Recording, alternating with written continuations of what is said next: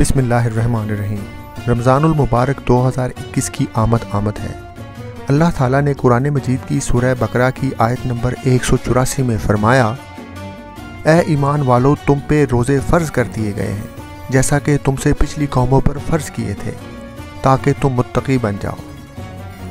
अब आप अपनी आंखों से देखें कि एक गैर इस्लामी मगरबी मुल्क में कैसे रमज़ान की आमद से पहले खाने पीने की चीज़ें, आटा, चावल, दालें, बेसन, खजूरें सस्ती कर दी गई हैं। मार्केटों में स्पेशल स्टॉल लगा दिए गए हैं, बैनर आवेज़ा कर दिए गए हैं। ये फुटेज बरतानिया के एक मशहूर सुपर स्टोर एज़डा की है।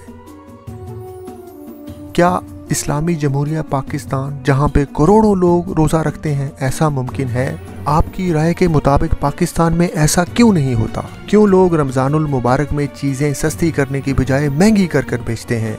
और उनका आम ख्याल ये है कि इस महीने में पूरे साल का मुनाफा कमाया जाना चाहिए।